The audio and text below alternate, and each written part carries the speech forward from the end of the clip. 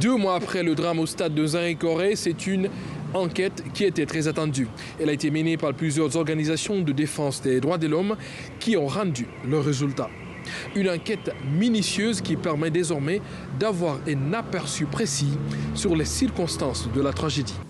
L'enquête a révélé que les causes de cette tragédie sont, entre autres, le non-professionnalisme de l'arbitre du match, le jet de pierres venant de l'extérieur parce que le stade était moins sécurisé par les forces de défense et de sécurité, l'usage excessif des gaz lacrymogènes par les forces de sécurité contre des spectateurs et non des manifestants de rue.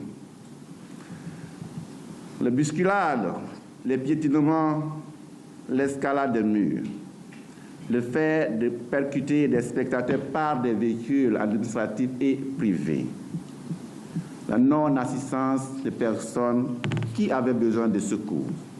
Ce que l'on retient notamment des résultats de l'enquête, c'est que le nombre de victimes est beaucoup plus élevé que les chiffres de 56 morts qui étaient officiellement annoncés par les autorités au moment du drame.